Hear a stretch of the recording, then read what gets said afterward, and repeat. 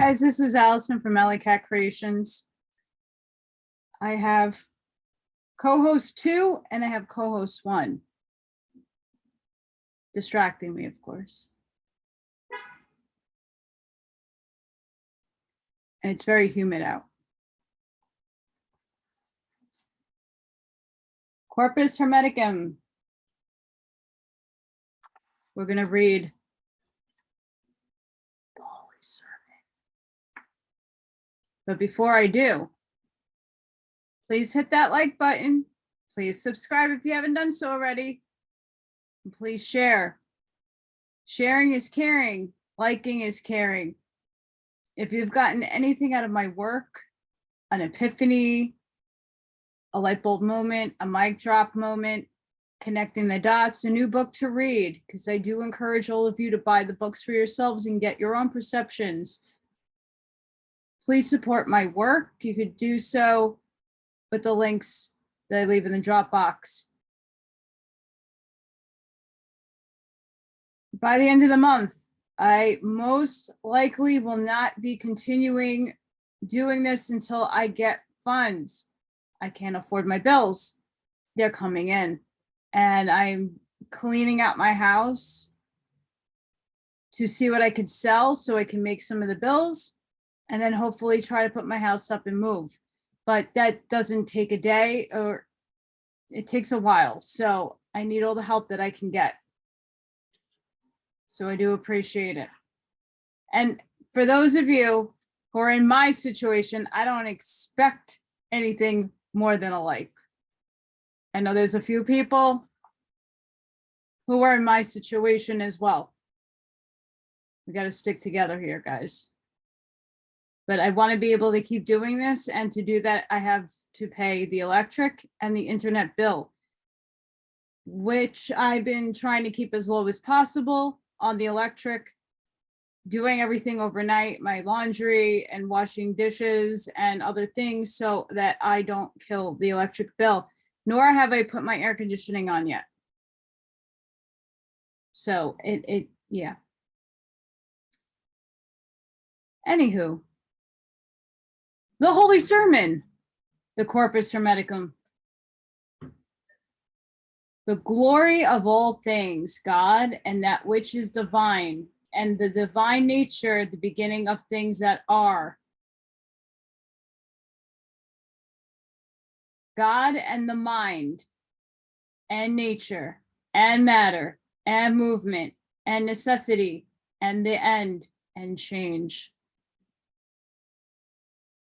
For there was in the chaos an infinite darkness in the abyss, or bottomless depth, and water, and a subtle in spirit, intelligible in power. And there went out the holy light, and the elements were coagulated from the sand out of the moist substance. And all the gods distinguished the nature full of seeds. And when all things were determined and unraveled, the light things were divided on high. And the heavy things were founded upon the moist sand, all things being terminated or divided by fire, and being sustained or hung up by the Spirit. They were so carried, and the heaven was seen in 7 circles. And the gods were seen in their ideas of the stars with all their signs, and the stars were numbered with the gods in them. And the sphere was all bordered with air, carried about in a circular motion by the Spirit of God. And every god by his eternal power did that which was commanded him. And there were made 4-footed things and creeping things, and such a life in the water, and such as fly in every fruitful seed, grass, and the flowers of all plants, all which had sowed in themselves the seeds of regeneration. As also the generations of man to the knowledge of the divine works, and a lively or working testimony of nature, and a multitude of men, and the dominion of all things under heaven, and the knowledge of good things, and to be increased in increasing and multiplied in multitude. And every soul in flesh by the wonderful working of the gods in the circles to the beholding of heaven, the gods' divine works and the operations of nature for signs of good things, and the knowledge of divine power, and to find out every cunning work of good things. So it begins to live in them, and to be wise according to the operation of the course of the circular gods, and to be resolved into that which shall be great monuments, and the memory of the cunning works done upon earth, leaving them to be read by the darkness of times. And every generation of living flesh, of fruit, seed, and all handicrafts, though they be lost, must of necessity be renewed by the renovation of the gods and of the nature of a circle, moving in number, for it is a divine thing that every worldly temperature should be renewed by nature, for in that which is divine is nature also established. The key.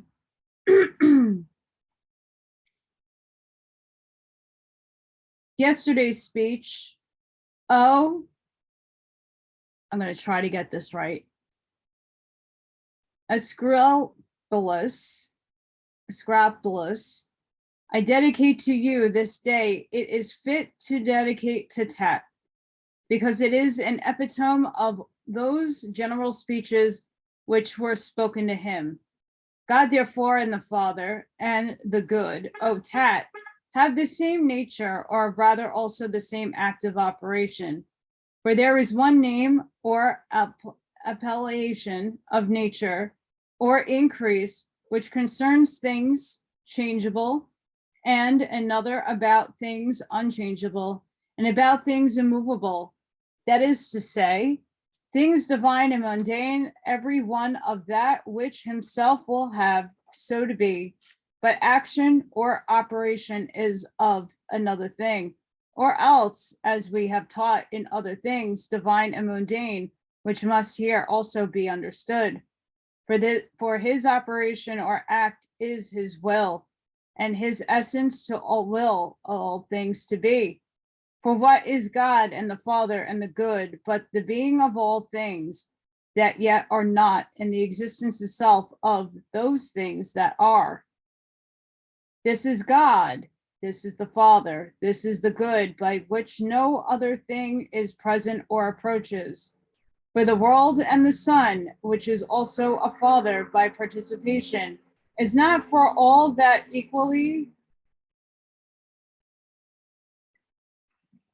Sorry, guys, that was military. Equally the cause of good and of life to living creatures.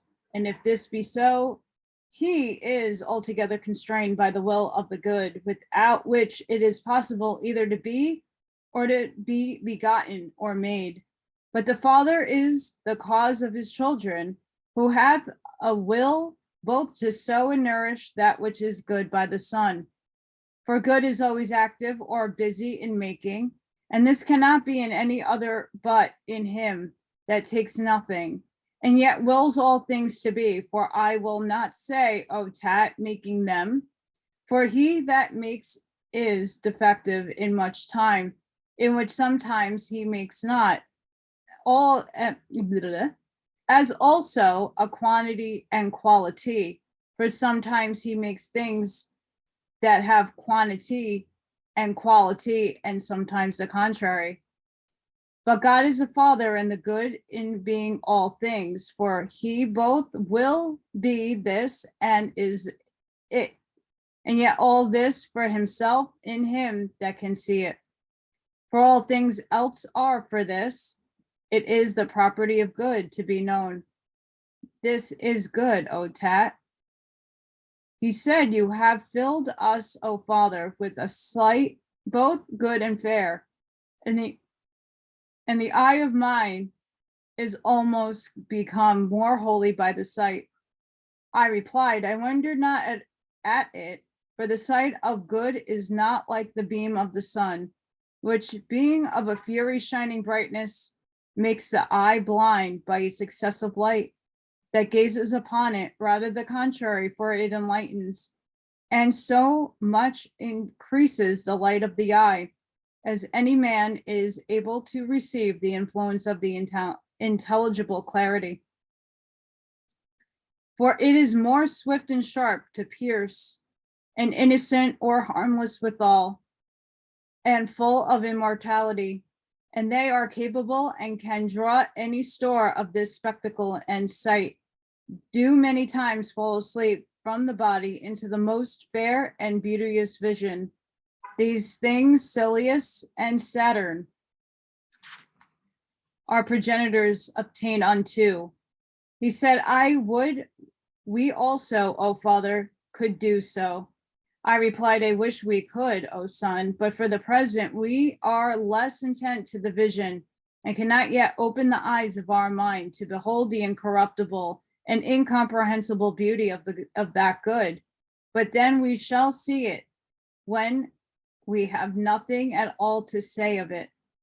For the knowledge of it is a divine silence, and the rest of all the senses, for neither can be that understands that, understand anything else, nor he that sees that see anything else, nor hear anything other thing, nor even move the body. For shining steadfastly upon and round the whole mind, it enlightens all the soul, and losing it from the bodily senses and motions, it draws it from the body and changes it wholly into the existence and essence of God. For it is possible for the soul, O son, to be defied, while it yet lodges in the body of man, if it contemplates the beauty of the good. He asked, how do you mean defying, father? I replied, there are differences, O son, of every soul. He said, but how do you again divide the changes? I replied, have you not heard in the general speeches from that one soul of the universe are all those souls which in the world are tossed up and down, as it were, and severely divided. Of these souls there are many changes, some into a more fortunate estate, and some quite the contrary. For they which are of creeping things are changed into those of watery things, and those things living in the water to those of things living upon the land. And the airy ones are changed into men, and human souls that lay hold of immortality are changed into demons. And so they go on into the sphere or region of the fixed gods, where there are two choirs or companies of gods, one of them that wander and another of them that are fixed. And so this is the perfect glory of the soul.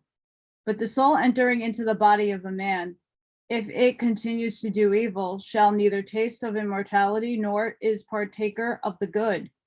But being drawn back the same way, it returns into degeneration. And this is the condemnation of an evil soul. And the wickedness of a soul is ignorance. For the soul that knows nothing of the things that are, neither the nature of them, nor that which is good, but is blinded, rushes and dashes against the bodily passions, and unhappy as it is, and not knowing itself, it serves strange bodies and evil ones, carrying the body as a burden and not ruling it, but being ruled by it. And this is the mischief of the soul. On the contrary, the virtue of the soul is knowledge, for he that knows is both good and religious and already divine.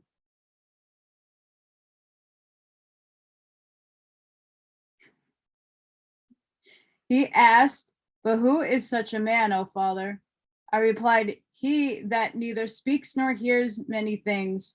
For he, O son, that hears two speeches or hearings fights in the shadows. For God and the Father and good is neither spoken nor heard. This being so in all things that are the senses, because they cannot be without them. But knowledge differs much from sense. For sense is of things that surmount it, but knowledge is the end of sense. Knowledge is the gift of God, for all knowledge is intangible. but uses the mind as an instrument as the mind uses the body. Therefore, both intelligible and material things go both of them into bodies. All physical things must exist in this contrary state of dichotomy, and it is impossible it should be otherwise. He asked, who, therefore, is the material God? I replied, the fair and beautiful world, and yet it is not good, for it is a material and easily corrupted. Nigh, it is the first of all corrupted things, and the second of the things that are, and needy or wanting for something else. And it was once made, and it always and is ever in generation, and made and continually generates physical things. For it is changeable, and every material notion is generated, but the intellectual stability moves the material motion after this manner, because the world is a sphere that is a head, and above the head there is nothing material, as beneath the feet there is nothing intelligible. The whole universe is material, the mind is the head, and it is moved spherically, that is like a head. Whatever, therefore, is joined or united to the membrane or film of the head, where the soul is immortal, and as in the soul of a made body, has its soul full of the body, but those that are further from that membrane have the body full of soul. The whole is a living way, and therefore consists of both the material and intellectual. And the world is the first, and man the second living, and thing after the world, but the first of things that are mortal, and therefore has whatsoever benefit of the soul all the others have. And yet for all this, he is not only not good, but flatterly evil as being mortal. For the world is not good as it is corruptible, nor evil as it is immortal. But man is evil, both as he is corruptible and he is mortal. But the soul of man is carried in this manner. The mind is in reason, reason in the soul, and soul in the spirit, and spirit in the body. I can make a song out of that. The spirit being diffused and going through the veins and arteries and blood, both moves the living creature and after a certain manner causes it to live.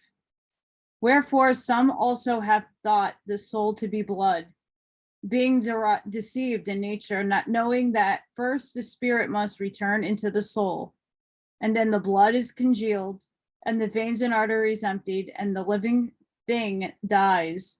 And this is the death of the body. All things depend on one beginning, and the beginning depends on that which is undivided and alone.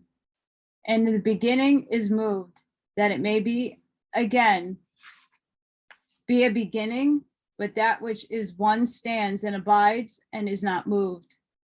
There are therefore these three, God the Father and the good, the world and man. God has the world, and the world has man, and the world is the son of God, and man as it were the offspring of the world. For God is not ignorant of man, but knows him perfectly and will be known by him. This only is helpful to man, the knowledge of God. This is the return of Olympus. By this only the soul is made good, and not sometimes good and sometimes evil, but of necessity good. He asked, what do you mean, O Father? I replied, consider, O Son, the son of a child, when as yet it has received no dissolution of its body, which is not yet grown, but is very small. How that it looks upon itself, it sees itself beautiful, as not having been as yet spotted with the passions of the body, but as it were depending yet upon the soul of the world. But when the body is grown and distracts the soul, it engenders forgetfulness and partakes no more of the fair and good, and forgetfulness is evilness. The like also happens to them that go out of the body.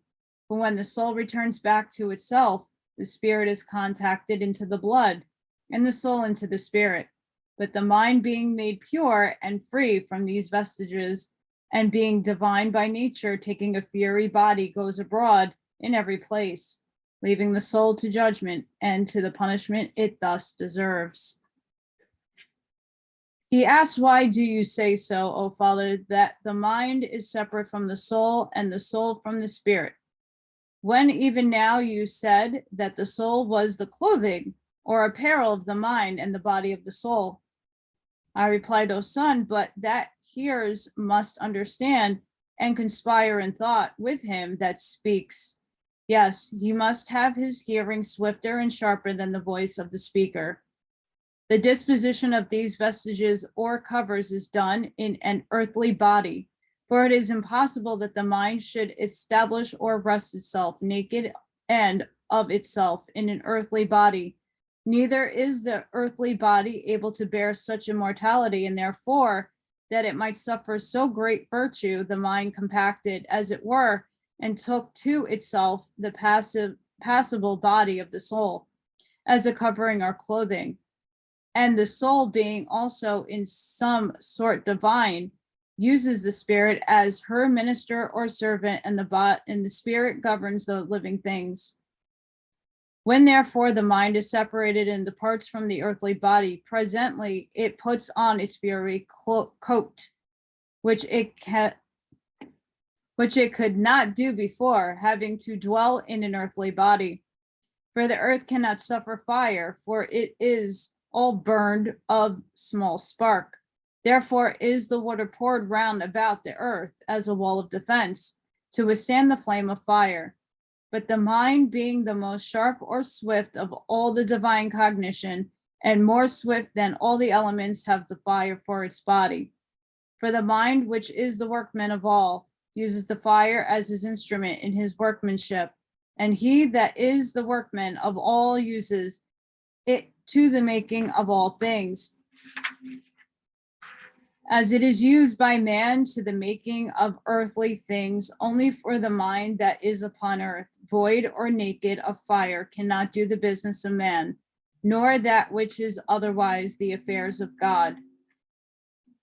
But the soul of man, and yet not every one, but that which is pious and religious, is angelic and divine. And such a soul, after it departed from the body, having striven the strife of piety, begins and becomes either mind or God. And the strife of piety is to know God and to injure no man. In this way it becomes mind. But the impious soul abides in its own offenses, punished by itself, and seeking an earthly and physical body to enter into. For no other body is capable of a mundane soul, neither it is lawful for a man's soul to fall into the body of an unreasonable living thing, for it is the decree of God to preserve a human soul for such great a reproach. He asked, how then is the soul of man punished, O Father, and what is the greatest torment?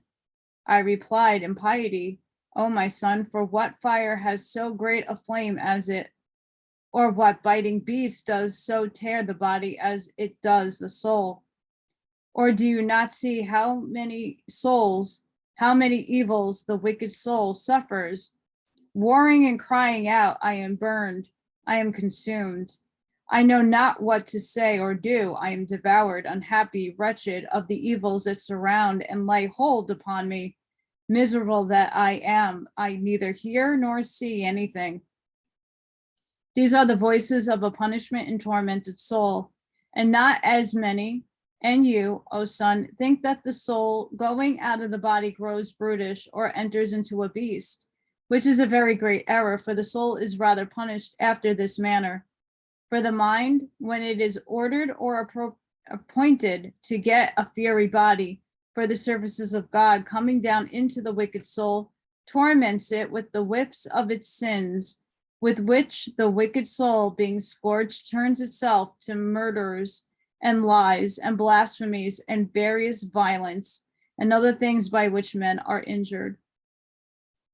But into a pious soul, the mind entering leads it into the light of knowledge. And such a soul is never satisfied with singing praise to God and speaking well of all men, and both in words and deeds, always doing good in imitation of her Father. Therefore, O son, we must give thanks and pray that we may obtain a good mind. The soul, therefore, may be altered or changed into the better, but into the worse it is impossible. But there is a communion of souls, and those of gods communicate with those men, and those of men with those of beasts. And the better always take of the worse, gods of men, men of brute beasts, but God of all, for he is the best of all, and all things are less than he. Therefore, in the world subject unto God, man unto the world, and unreasonable things to man. So far, whoa. Like, whoa. But God is above all and about all, and the beams of God are operations, and the beams of the world are natures, and the beams of man are arts and sciences, and operations do act by the world and upon man by the natural beams of the world, but natures work by the elements, and man by arts and sciences. And this is the government of the whole, depending upon the nature of the one, and piercing or coming down by the one mind, that which nothing is more divine and more efficacious or operative, and nothing more uniting. The common of gods to men, and of men to gods. This is the good mind, blessed soul that is fullest of it, and unhappy soul that is empty of it. He asked, and how, Father?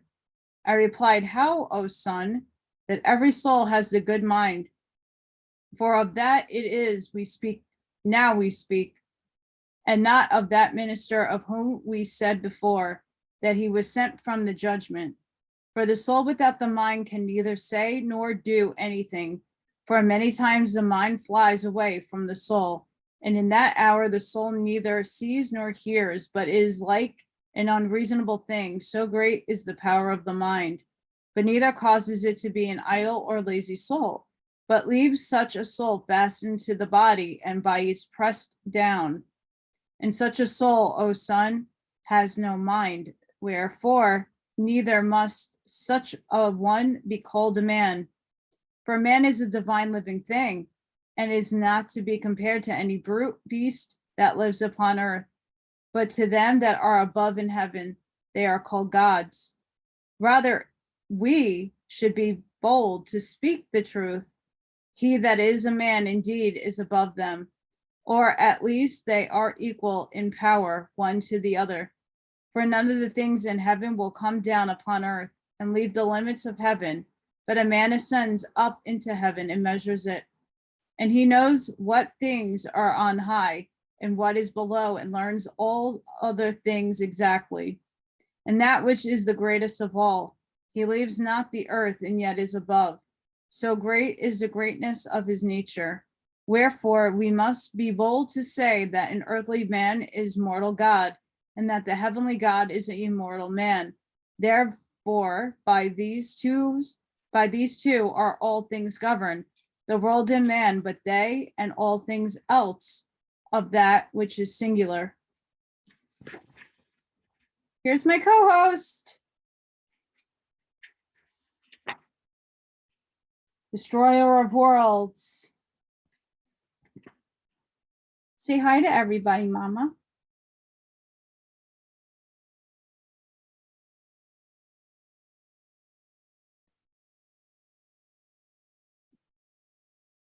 Can't blame her, she's 17. She's a lady. And her brother is in her spot.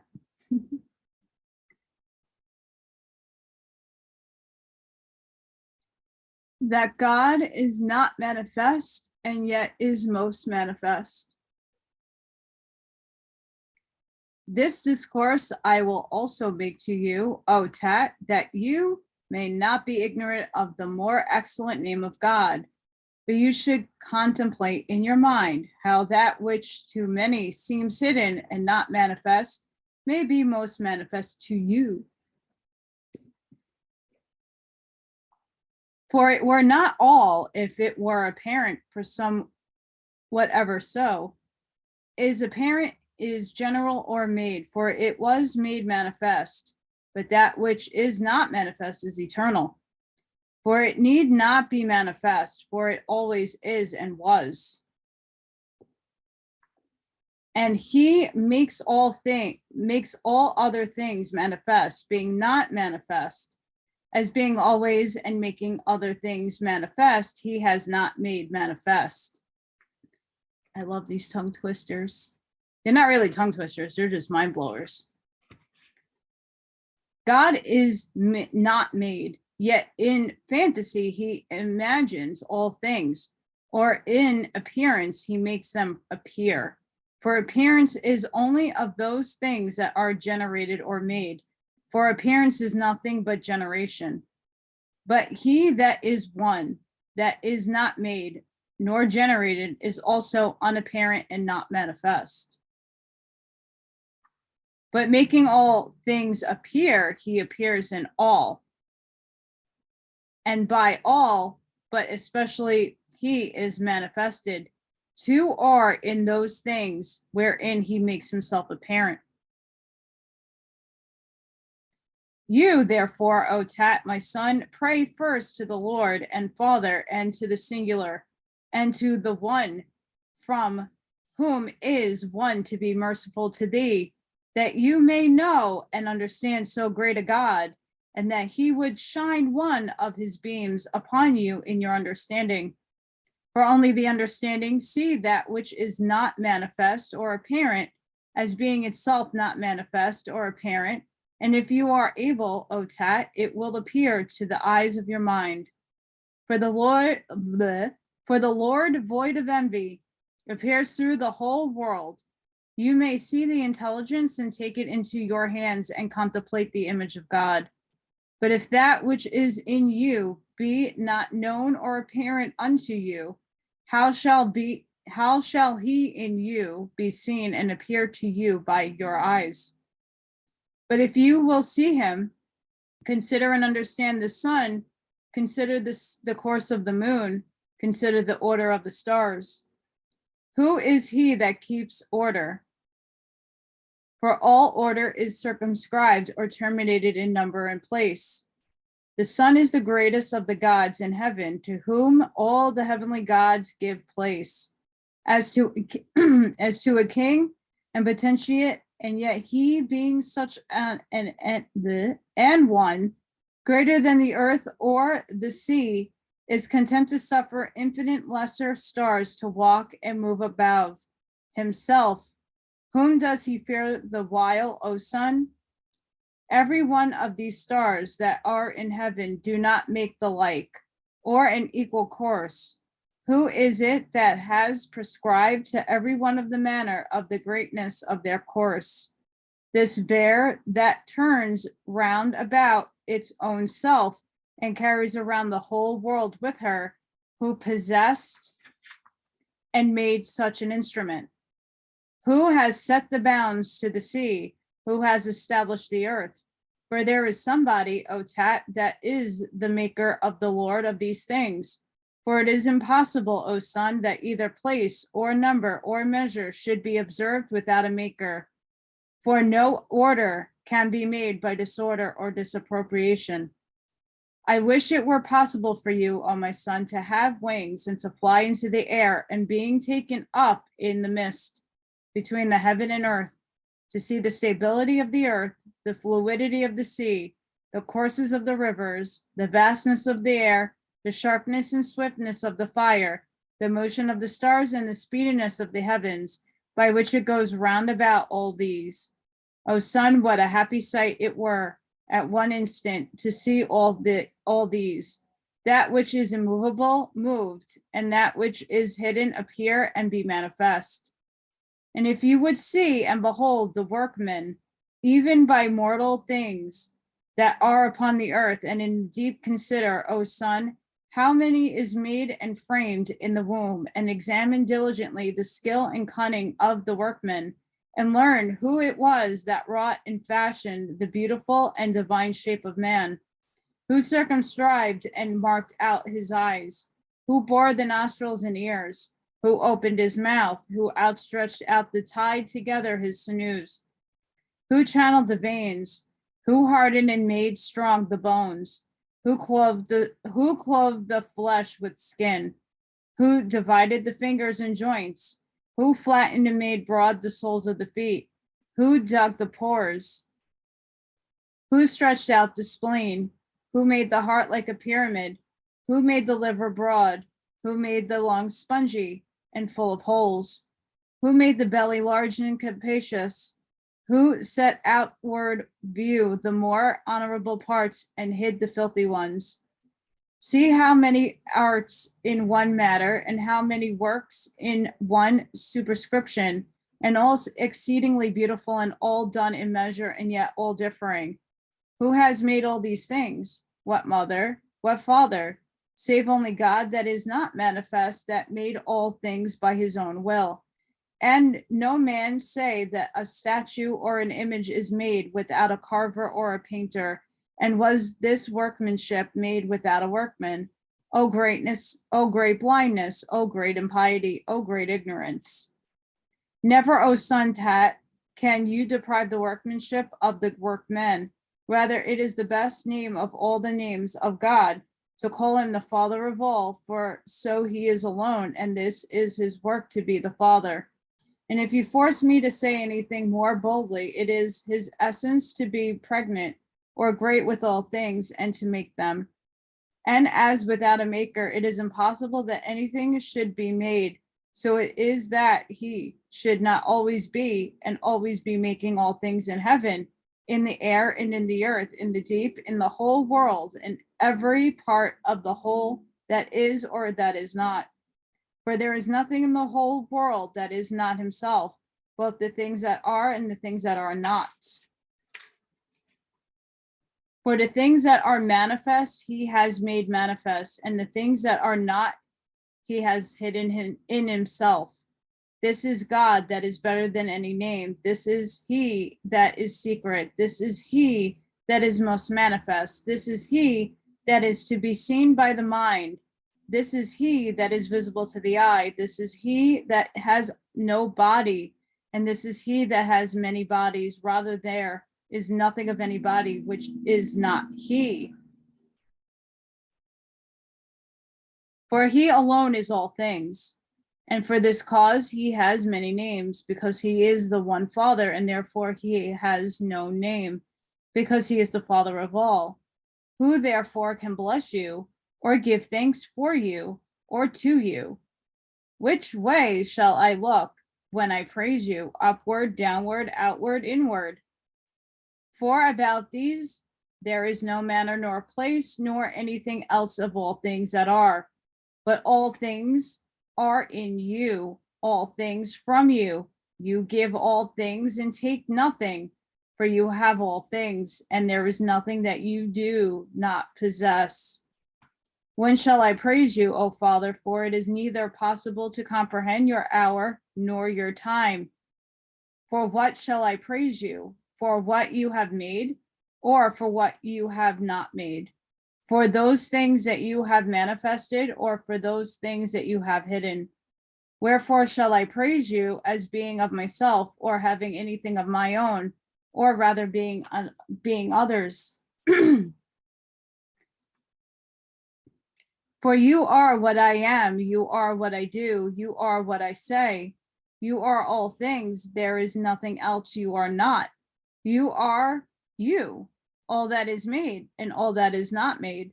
The mind that understands, the Father that makes and frames, the good that works, the good that does all things. Of the matter, the most subtle and slender is air, of the air, the soul, of the soul, the mind, of the mind, God.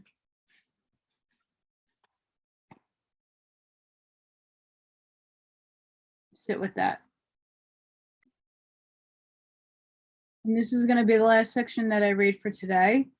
That God alone is good. God, Asclepius, is nothing but in God alone, or rather God himself is always good. And if it be so, then must he be an essence or substance, void of all motion and generation, but nothing is void or empty of him. And this essence has in itself a stable and firm operation, wanting nothing, most full and giving abundantly. One thing is the beginning of all things, for it gives all things, and when I name the good, I mean that which is altogether and always good. This is the present to none but God alone, for he wants for nothing that he should desire to have, nor can anything be taken from him that the loss would grieve him for sorrow in a part of evilness. Nothing is stronger than he, that he should be opposed by it, nor nothing equal to him that he should be in love with it. Nothing unheard of to be angry with, nothing wiser to be envious at. And none of these being in his essence what remains, but only the good. For as in this, being such an essence, there is none of the evils, so in none of the other things shall the good be found. For in all other things are all those other things, as well in the small as the great, and as well in the particulars, as in that chunk in my book. This living creature, the greater and the mightiest of all. For all things that are made are generated, are full of will, generated itself being by a will. And where will is, there is not the good. Where the good is, there is no will. Where is day, it is not night. Where it is night, it is not day. Wherefore it is impossible that in generation should be the good, but only in that which is not generated or made. Yet as the participation of all things is in the matter bound, so also that which is good. After this manner is the world good, as it makes all things, and in the part of making or doing it is good, but in all other things not good. For it is destructible and movable, and the maker of destructible things. In man also the good is ordered in comparison of that which is evil. For that which is not very evil is here good. And that which is here good, here called good, is the least particle or proportion of evil. It is impossible, therefore, that the good shall be here pure from evil, for here the good enlarges evil, and growing evil, it does not still abide good, and not abiding good, it becomes evil. Therefore, in God alone is the good, rather God is the good. Therefore, O Asclepius, I'm not going to get that first part. There is nothing in men but the name of good. The thing itself is not, for it is impossible for a material body is not as being on every side encompassed and co-active with evils and labors and griefs and desires and wrath and deceits and foolish opinions. And in that which is the worst of all, Asclepius, every one of the forenamed things is here believed to be the greatest good, especially the supreme mischief, gluttony, and ringleader of the evils. Error is here the absence of the good. And I give thanks unto God that concerning the knowledge of good, put this assurance in my mind that it is impossible it should be in the world. For the world is the fullness of evilness, but God is the fullness of good, and good of God. For the emanations of all appearing beautiful are the essence more pure and more sincere, and peradventure they are also the essences of it. For we must be bold to say, Asclepius, that the essence of God, if he have an essence, is that which is fair or beautiful, but no good is comprehended in this world. For all things that are subject to the eye are idols, and as it were shadows, but those things that are not subject to the eye are eternal, especially the essence of the fair and the good. And as the eye cannot see God, so neither the fair and the good. For those are the parts of God that partake the nature of the whole, proper and familiar unto him alone, inseparable, most lovely, whereof either God is enamored or they are enamored of God. If you can understand God, you can understand the fair and good, which is most shining and enlightening and most enlightened by God. For the beauty is above comparison, and that good is inevitable as God himself. As therefore you understand God, so understand the fair and the good, for these are incommunicable to any other living creatures, because they are inseparable from God. If you seek concerning God, you seek also after the fair, for there is one way which leads to the same thing, that is piety and knowledge. Wherefore they that are ignorant and go not in the way of piety dare call men fair and good, never seeing so much as in a dream what good is, but being subsumed and bound by all evil, and believing that the evil is the good. They by the means both use it insatiably and are afraid to be deprived of it. And therefore they strive by all possible means that they may not have it, but also increase it. If we're reading this in the time of now, holy shit, that's what's happening to our fucking paradigm right now. I say that with much intensity, because this is what we're in right now. Such, O Asclepius, are the good and the fair things of men, which we can neither love nor hate, for this is the hardest thing of all, that we have need of them and cannot live without them. Next time, we'll venture in his secret sermon of the Mount of Regeneration and Profession of Silence.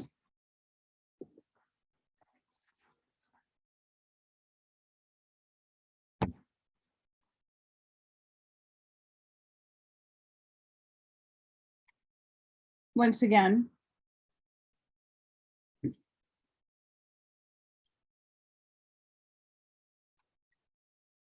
a lot of work that has been written, that has been labeled, that's a cult, and that's evil, that's sinning, that's this and that.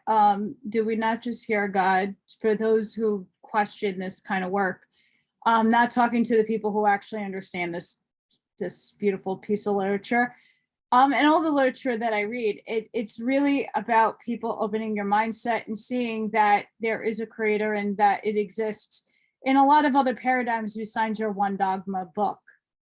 And I'm not making fun of the book. It's relevant to the perception of your eyes and your mind, but you have to understand that it's not the end all be all, and that some of these books have a lot of truth in them, that because they are being called evil and wicked and stuff that you don't read, we don't see it in modern literature besides people who actually sought after this.